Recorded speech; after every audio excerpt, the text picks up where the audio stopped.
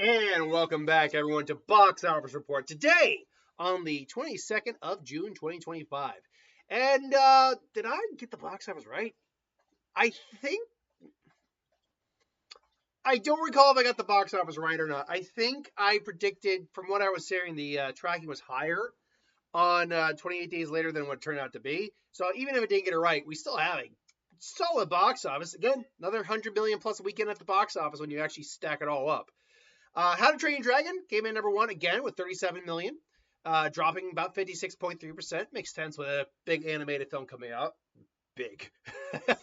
28 years later, 30 million opening, which $75 million budget. Could be worse. Elio, $21 million. You know that's going to be a topic to talk about. Lilo and Stitch, number 4 with 9.7, and Mission Impossible Final Reckoning with another 37.9. How to Train Your Dragon holding the number 1 spot in week 2. Especially with, go away. I don't know why the Minecraft stuff is all big at the moment. Yeah, I mean, I think it just came on stream, but still. There we go. Sorry, hang nail. So, How to Train Your Dragon currently stands at $358 million worldwide in just its second week. And as a movie that's on $150 million, factor in probably about 100 in marketing, you're looking at a film that has to make just under 390, about 375 actually to be precise, to break even. And it's clearly going to not just break even, it's going to make money. It's going to be a profitable movie. Universal's going to be very happy with it. And look, it shows, honestly. That the film is well made. Yes, is it near shot for shot of the original? It is. I'm not going to argue that point really at all. There's some new scenes in there, but there's scenes, like I said in the original, my review. I think that transferring it over to the medium of live action did help it in some scenes. The final battle with the big queen dragon felt more impactful. I actually felt the weight and scale in that scene. Gerard Butler's still great. The effects work is still really good. The flying sequences are still great. So is it a near shot for shot remake? Yes. But is it still a good film? Yeah. So it's kind of one of those things where it's like, yeah, you can make this complaint, but it doesn't really hurt it at all. And now the question will just become, how far does this film actually climb? Because I believe the highest grossing of the original 3 was the second one, if I'm not mistaken. How to Train Your Dragon. I looked this up last week, but let's see where it's at. I believe the first one is the lowest grossing one of the 3. The original, that's the new one. I don't want the new one. I want the original one. Let's see here. So yeah, How to Train Your Dragon. How to Train Your Dragon, the original one, made about $494 million, so just under $500 million. So right now this is on a very good pace to beat that one. Then you got How to Train Your Dragon 2, which I believe made like $700 and something million, 621. Okay, so it definitely made more, and I'd argue is even a better film. Go away, freaking Minecraft! My God, this thing's good. And then the Hidden World came out there and made $539. So it did make less, but it still made a decent amount. So right now it's on very good track for beating both the first and the third film. We'll have to wait and see this coming week where it lands. It's about if it's over the 500 million mark or under the 500 million mark, because that's going to give us a hint on whether or not it can actually beat the second one, which is the highest grossing one at around 620 something. But even if it doesn't, look, it's going to make its money back. And there's nothing wrong with financial success, even if it's not the level you want. So there you go. And look, it's the summer season. A lot of families are kids are out of school. Well, most kids, if not all, are out of school. Families are taking their kids to see some, especially on a hot day when there's nothing to do. So yeah, it's got a lot going for it in terms of mass market appeal. It's a legacy film. People know How to Train Your Dragon, grew up on it, and now they can take their kids to it. So it's got a lot going for it. The problem it's going to ultimately come down to, not this week, which has Megan 2.0 and F1 coming out. That's not the problem. The problem is the 2nd of July. Because there's this little tiny film that has dinosaurs in it called Jurassic World Rebirth coming out, which has been getting really solid reviews. Yeah, there's some people who didn't like it, sure, whatever. But it's been getting solid reviews, and it's going to be big. And unfortunately, that is going to eat away at the box office a lot of stuff currently in the box in theaters. So we're gonna have to wait and see where How to Train Your Dragon ultimately lies. 28 years later, debuts with 28. With 28. Wouldn't that be poetic? Debuts with $30 million. Now, worldwide stays at $60 million, and it's against a $75 million budget. Now, I did not personally go to see the film. I had two options, Elio and this. Let me put it this way, if my car was at least in better condition, maybe I would have done both. And if I had actual income coming in right now, I probably would have done both. Like this week, I'm going to make an exception. This week, I am going to try to do both Megan and F1 because I did see their first Megan. I had enough fun with it to see this one. It looks like they're leaning more into the goofy factor of it, the ridiculous factor of it. And then F1, I've been hearing nothing but fantastic things. So I will try to make an exception this time around. But yeah, and I didn't really grow up or watch or was even a big fan of the original 28 films. So I don't really see it. That's not the best way to put it. It's not really my cup of tea, I think is the best way to put it. But that being said, look, just against a $75 million budget, probably had about $50 million of marketing. You're looking at a film that really just has to about 190 to break even, not even 200. If it hits 190, Sony will think of it as a success. Is this a good starting number? Honestly, it's not a bad starting number. It's not quite half the budget, but it's well over a third. It's in that weird fractional spot between a third and a half. But, so I guess that'd be what? 2/5? Is that what it'd be?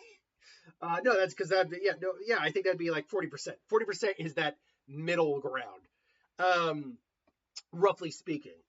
So it's not a bad opening weekend. And the reviews have been relatively good. Let me get the Rotten Tomatoes up here real quick. I've been hearing some mixed things about like the audience response, surprisingly, because I've heard a lot of people were not fans of the ending of the film. Not that I cared that much, but overall, I've heard it's a good experience, but not everyone liked it. So, what is the current rating on Box Office Mode Rotten Tomatoes like right now? Come on, there we go. Hey, look, 89% of the critics really liked it, but only 65% of the audiences liked it. That's not good. That's not good at all. I mean, okay, 65% is still good, but when the less of the audience likes it compared to the critics by that big a gap, by over 20%, yeah, that's not going to bode well for your long-term success. Now, that does not mean this will not have long-term success. It doesn't mean that. We clearly got international numbers currently. Domestic, it'll get some profit in. I think it's even possible at least makes its domestic amount back, at least in terms of its domestic run. But it needs to hit about 190 to do that, to break even. And they already have a sequel coming up, so I guess why didn't this do better? Well, it could be the fact that people aren't as huge a fan. It's more of a niche franchise, the 28 franchise, admittedly. It's definitely been a while since the last one, so there's that. There is also the fact that it's the type of film it is currently coming out when it is. I'm going to be honest, I don't think the summer was the right place to put this movie. This looks more like a February, March type movie, or a September into October type movie. Because horror movies, not all the time, there's exceptions, but horror movies don't often thrive very well in the summer movie going season when you have all these other big blockbusters coming out. And you might say, well, it's counter-programming. Well, yeah, but just because it's counter-programming doesn't mean you're going to get the people who would go out to see it to come see it. There's just a vibe certain times of the year have that allow for certain movies to flourish. And yeah, horror doesn't.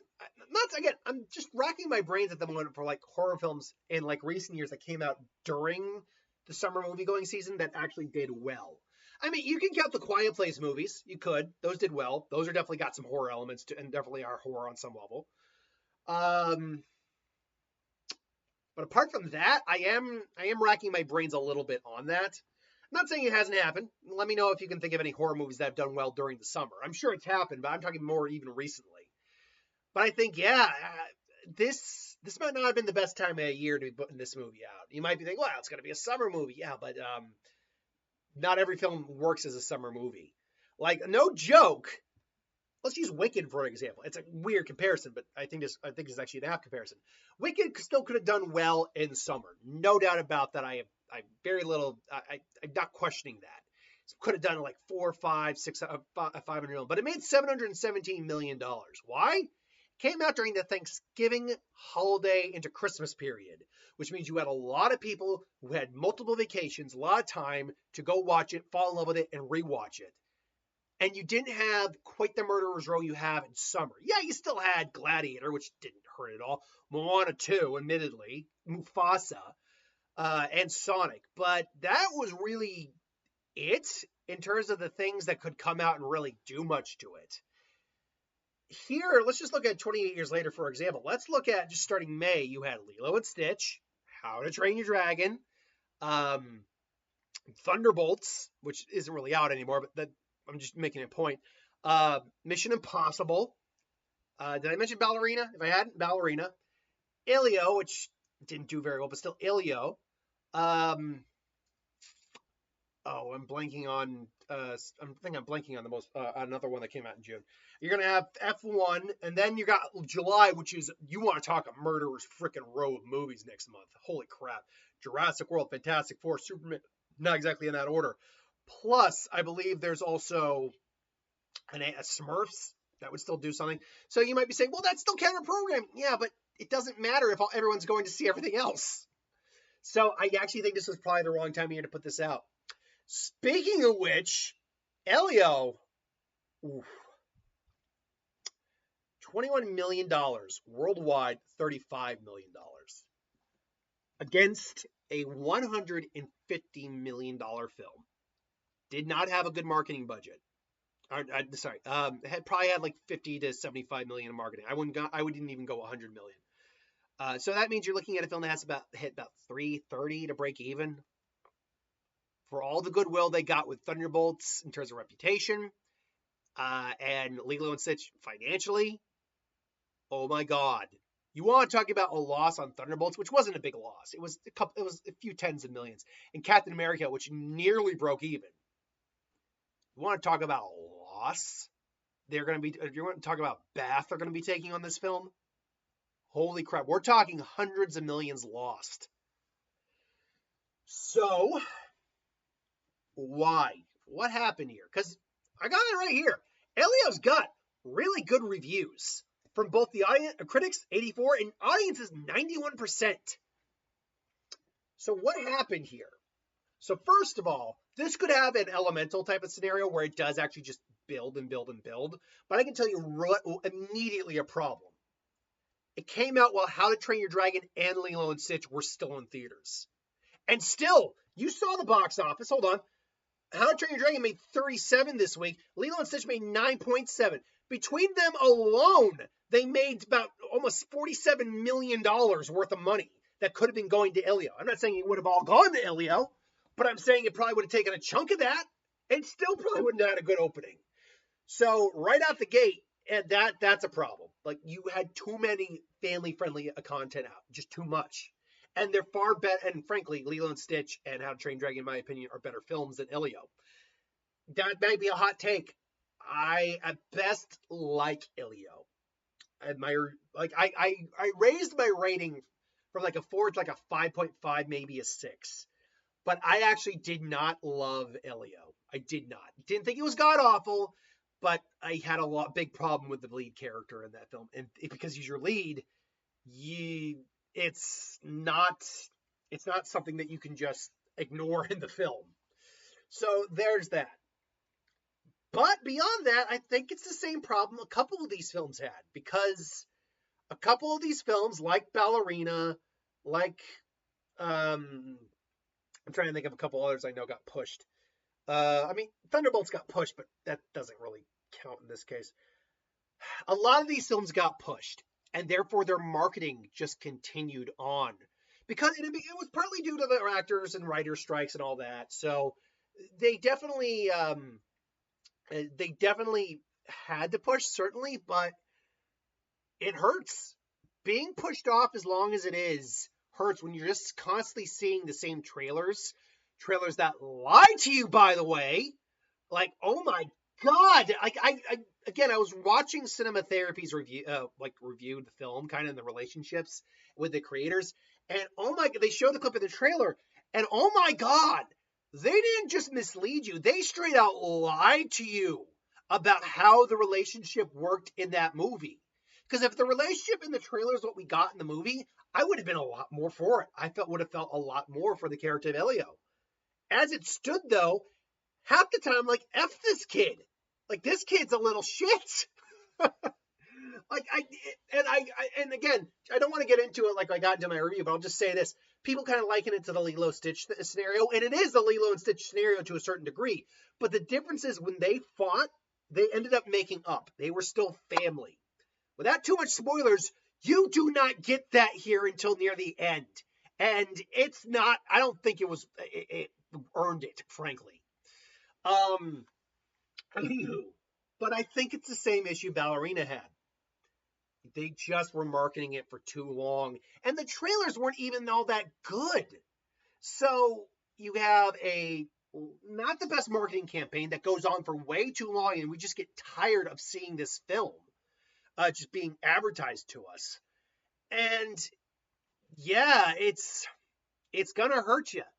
It is just gonna hurt you. So you add that in to just having too much family-friendly kid content out, and you're just setting yourself up for disappointment, even if the film is good. So yeah. Speaking of one of the films taking away money from it, Lilo and Stitch made $9.7 million for $9.1 million. $910 million. I don't think it's going to beat Minecraft for number one film of the year right now in terms of box office, but it's certainly still got an outside shot. It's still making money right now. And look, we were talking about Lilo and Stitch, but Lilo and Stitch does this better even in the remake. So dealing with fighting family and infighting and the problems the family who suffered a loss deal with. And look, I know it's a hot take. I think they handled the ending better. And now, granted, they handled the ending fine in Lilo and in the anime one. I got nothing wrong with that. A, I think they handled the action climax part of it better in the remake. But B, to the people saying they completely shit on the term Ohana, I'm sorry. No, they didn't. They did not shit on it. It's a different interpretation of it, yes, but they did not shit on the message of the film. Just because it changed something doesn't mean that change is bad per se, or inaccurate to what the original message was. And look, if you disagree, that's fine. Let's just be civil about how we disagree with it. That's all, because it's the people who get all defensive and angry and butthurt that really annoy me when it comes to like the things they're passionate about. You can be passionate without being an asshole. That's all it comes down to. But still, good on for Lilo and Stitch, making $910 million thus far. It's still got more left in the tank, so we'll see what happens. Mission Impossible: Final Reckoning made another $6-some-odd million. $540 million would be great for any move, for most films. Hell, if Thunderbolts and Captain America had made that amount, they would have been cracking bottles open. But not for a film that's between $300 and $400 million before marketing. And again, I know the last film was, its budget was exploded because of COVID. I know that.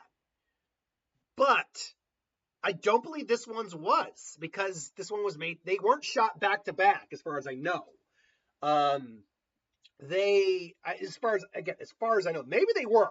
I don't know that for a fact.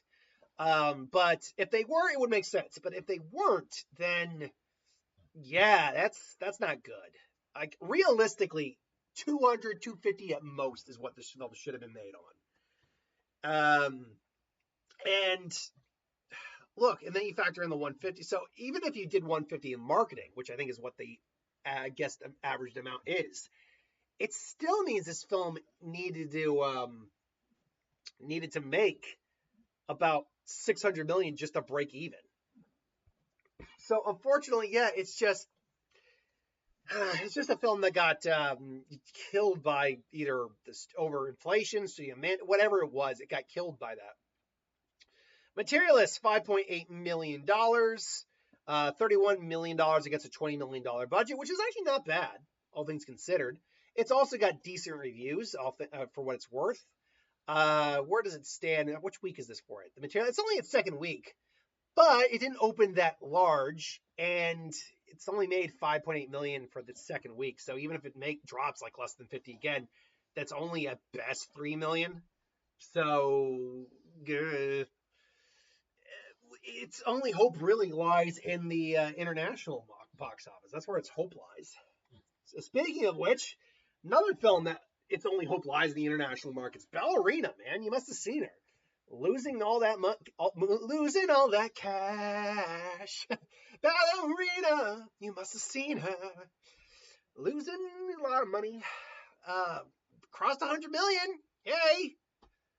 Man, this it has to be the twofold issue I brought up last week. It does. Again, saw a trailer for too long. Movie got pushed. Too many other films out right now. But also, as someone brought up, I don't think people are as interested in a John Wick universe film without John Wick being the lead. So, again, it has nothing to do with female action stars.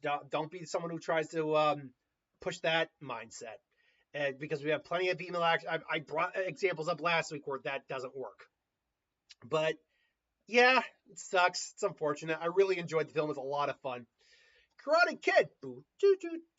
Currently at 92 million. It's going to probably end up just breaking even, which I think is better than what we kind of assumed for it when it came out. It's not an amazing film or anything, but I liked it fine. Final Destination Bloodlines. It's currently at 280. It's not making 300, but it doesn't need to. It's just now eating up the remains. Thunderbolts is at 381 from when I last checked. Sinners at 363. My girlfriend finally got a chance to watch it. She says it's her new favorite film. Which she says about a lot of films, but to be fair, I do think it's the best film of the year so far. Without much debate, I think it's the best film of the year so far.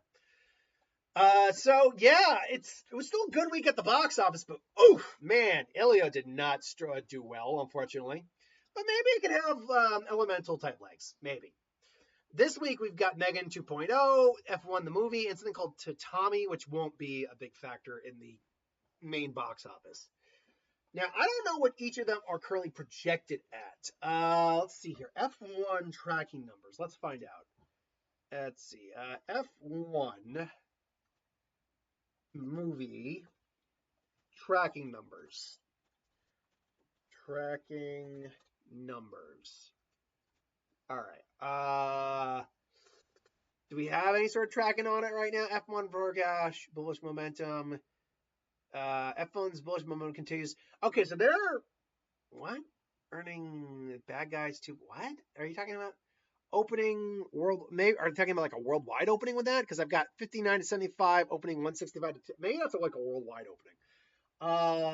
Let's see. Do I have any other tracking right now on it?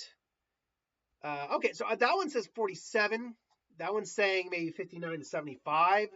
Let's go 47 between 75. Average that out. That means you'd be looking at, let's see here, 1, 2, it's about 60 million. So let's just say 60 million is the tracking for that opening weekend. What about Megan 2.0? Megan,